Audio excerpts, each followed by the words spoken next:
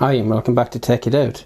For a long time now I've been looking at several different types of cameras, alternatives to the GoPro line, and I've reviewed quite a few now, and some of them have been good, some of them not so good. But I've been looking lately for something a little bit different. Most of the ones I've reviewed don't seem to have any sort of image stabilization apart from just one or two. The GoPros of course have this. But none of them have optical stabilization, and the only ones I know of really are the Sony lines, the 3000s. But there are one or two coming out now which are a little different, and they approach things differently, and that's what I've got here today. This is an unboxing of a camera, an action camera, which is built onto a gimbal, or the gimbal is part of the camera, or the camera is part of the gimbal. Anyway, let's get this unboxed and we'll see. Let's open this up. So, where's the tab here? I think I've got it here.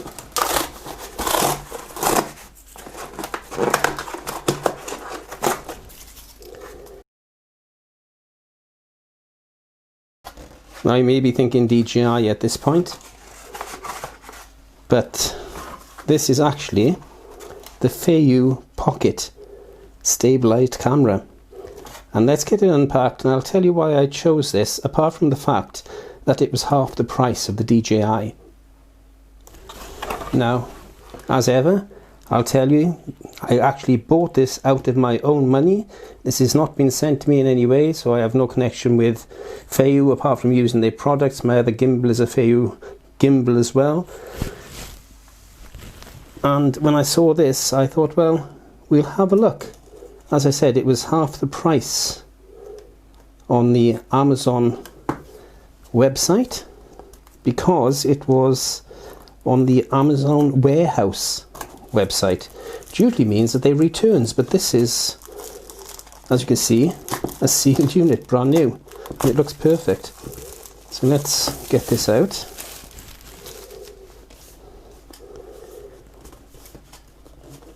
It's quite tightly packed in there, so let's put the knife safely out of reach so I don't stab myself. So let's look at the packet a quick second before we start. So on the back, not a lot. On the side, not a lot. On the front, not a lot. Doesn't tell you much, does it?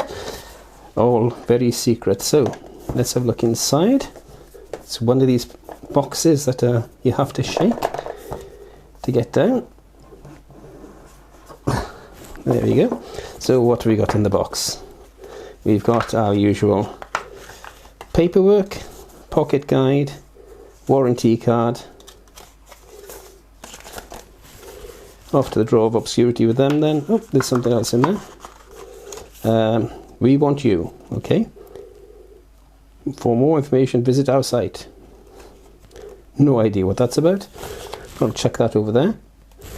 The only thing I will need to do, apart from actually take the camera out, is to go to the website and get the app as well, because the app has some extra controls, I believe, in the settings section that are not directly controlled on the camera itself.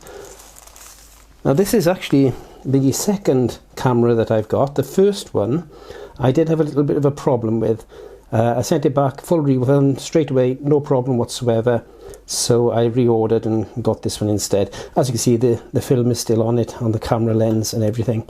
So you get the camera with the gimbal built in, or the gimbal with the camera built in, whichever way you want to say it. You get a case, if I can get it out of the case. Doesn't want to come out.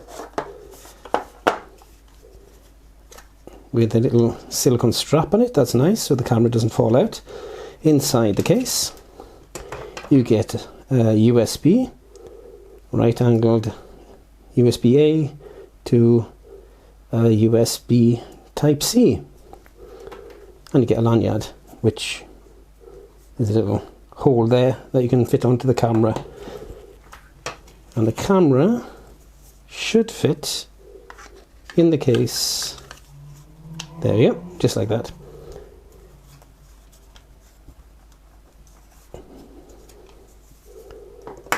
Turn that over so that the lens is on top, don't scratch it, and don't think there's anything else in the box. Can't seem to get that bit of plastic out. So you get no extras with it, just the camera, USB lanyard and the carrying case. So let's have a little look at the camera. I'll tell you the specifications of it, which are very, very good, and we'll have a look at the software setup of it, both on the camera, because this is a touchscreen, and in the app itself. So let's have a quick look around the camera then. On the side here you have a power on-off switch. The back does look as if it's removable, but it does have 2 screws down there. But it definitely looks as if it's got little cutouts there. That might be for some sort of a mount perhaps, but it does look as if it slips off once you took the screws out. You've got a microphone in the bottom there.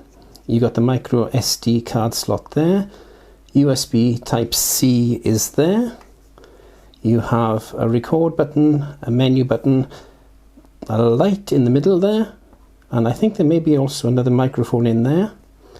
And that's it really. You've got the gimbal on the top and the camera, and then let's switch it on. And while it's doing that, I'll tell you some of the specifications. First of all, it's very light. It's only 115 grams. If you see some of the modern day GoPros and such like, you'll see that they are absolutely huge these days and quite heavy with it. I saw one vlogger actually with what looked like a camera and mounting system, which was nearly as big as his helmet. This is much smaller, much lighter.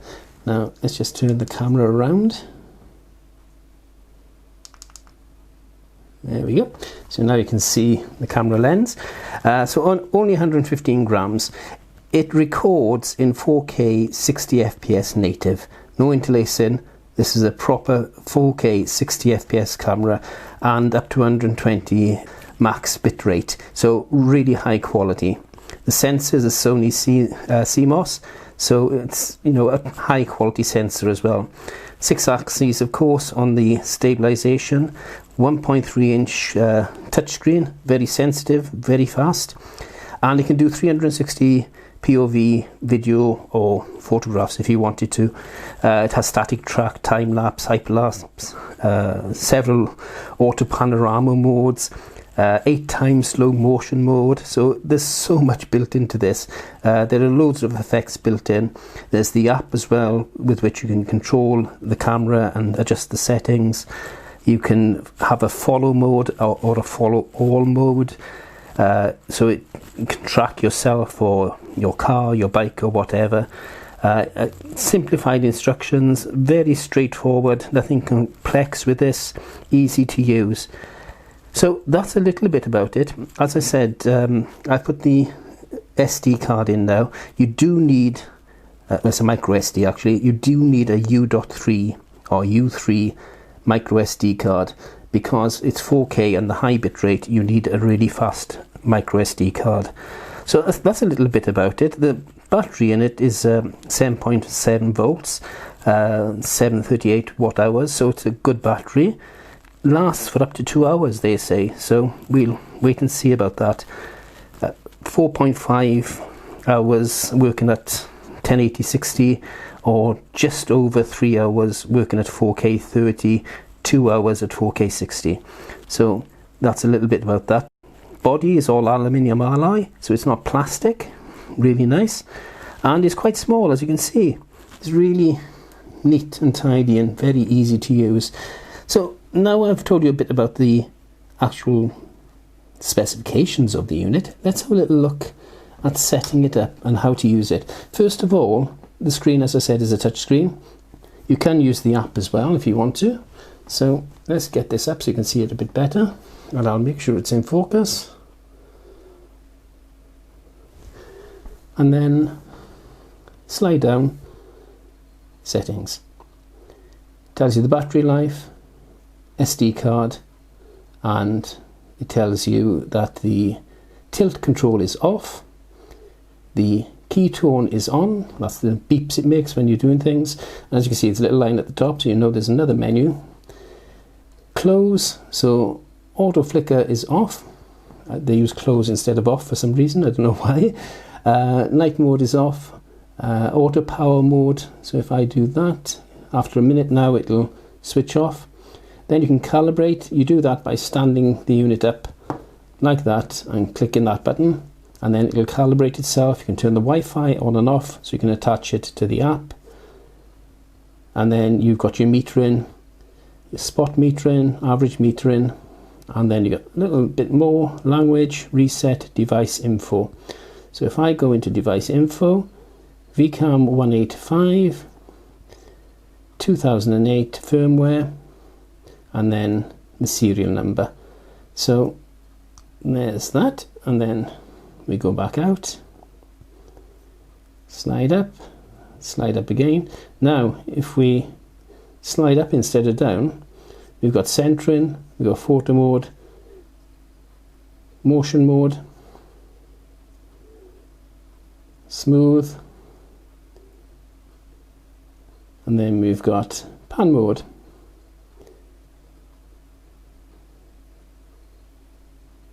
Do that again, face tracking, follow mode, and then back to all follow mode. If we go that way, we see what files are on the SD card, and then if we go that way, we can have photo, video, slow-mo, time-lapse, pano, which is panoramic, and so on. Now the buttons also, you've got of course your record button there. This button does similar to the menu. You press it once, pan mode, follow mode, all follow mode. Press it twice, recenters it, press it 3 times, swings it round. So that's the camera then. Now let's have a little look at the app on the phone and see how that is used to control the extra settings and the phone itself. Let's actually set it up. Okay, so there are 2 apps you can get from Feiyu. The Feiyu On app is the one that you use with the gimbal, the camera gimbals, but the Feiyu Cam app is the one you need for this camera. So let's open that up. So it says connect to Pocket. So the first thing we need to do then is to go into settings, switch on the Wi-Fi, and of course it's a standard code 1 2 3 4 5 6 7 8. Connect to the Pocket camera. Takes me to the Wi-Fi settings, VCAM, and then enter that 1 2 3 4 5 6 7 8. Connect. Back to the camera.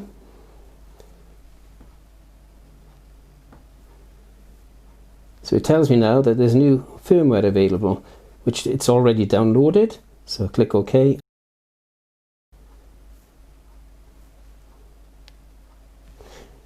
And I'll take a little break while that's doing that.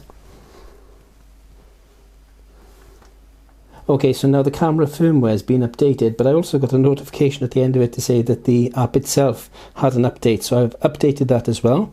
So let's go back and connect the camera. We have to go back into there. Get rid of the notification. Connect to the camera. So now we're in the app itself. As you can see, it's very simple layout. All your modes there. You're in the first one, you go into this one, it tells you your account settings, and then there's tutorials in that one. To get into the camera itself, by the way, this actually shows your videos and your photos when you've used the camera. So click on the top there and it takes you into the camera control. Now then, the camera's set up there and it's switched on. It's actually come up in a narrower field of view. If you look at it, looks a bit hazy at the moment. I am taking the plastic cover off the lens, of course. So narrow field of view. To change that then to the full field of view, you go to stabilize, and it gives you the full 120 degrees field of view. Now I'm going to go into this menu, and I'm not going to go through this bit because I'm going to click on this first, advanced menu. Otherwise I'll just be doubling up I may as well just do it all at the same time. So you've already seen the quality setting there for smooth or stabilized. Anti-flicker, so if you've got a screen you're trying to videotape, or some of the light flickering at various frequencies, you can try and alleviate that. So you've got 50 Hz, 60 Hz and close. I just leave that off myself and adjust it if I need to in post. Grid, so you can put your grid on and off. Watermarks, you can have your time and date and so on. Movie format, MP4 or MOV, depends what software you're using. If you're Apple or Microsoft, you might want it MP4 for Microsoft, MOV for Apple. Color, you've got normal, you've got FY log, so you can again adjust all the color settings in post, and if you go to the website they give you the FY log plugin as well for your software. Volume adjustment for the microphone, mute it, low, medium and high. White balance on auto, sunny day, overcast day, incandescent for indoors, fluorescent, and then back to auto. Then you've got a more setting. Click on that, you've got format SD card, which we've already done, and device information. If you go to device information, we can see we're now on 2538 VCAM 2. Now we've got an auto setting up there as well. I haven't touched that yet, so let's see what that does. I think it just sets everything to automatic rather than your manual settings. Next button is this one here, which is very interesting. If you click that, the camera turns round, and then as you move the phone, it moves the camera. So the phone itself becomes the controller. Turn that off. Just switch that back up again. There we go. Turn that off. Then you've got the next button here. Now this is for your auto tracking. So basically, if you're tracking a vehicle or a person, you'd set them up on the screen, click that, and it would lock on to that person. Next one is your video resolutions. So you've got 1080, 2.7 and 4K. So if you want it 4K, and then FPS, we can go all the way down to 24, 25, 30, 48, 50 and all the way up to 60, and then quality low and high, so we keep that on high. So now it's set up to 4K 60 high quality, so it uses the maximum bit rate. Again, we have down the next section here, we have recenter. Recenter is the camera. That one turns the camera around. The next one then is this one here, which is the follow modes. You have fast follow for fast moving vehicles, people running, that type of thing, and smooth follow for people who are moving a bit slower, for videotaping water and waterfalls and various things like that, I suppose. Next then you have some more modes. You've got your pan mode, follow mode, which we've discussed up there with that button as well. You can lock onto the person or object. All follow, which follows everything that you've already set the camera to, so whatever it was pointing at when you set it, it'll follow that direction. And pan mode, again back to pan mode. So we'll go and set it to all follow, and again the last one there is the flip, and this is a little joystick again, so you can use the joystick as well. So that's all the settings in there. Okay then, the next thing is to get out and use it and to see what the quality is going to be like. I'm going to do that in the second part because I want to do all of that in 4K 60 to actually give the camera a real good outing.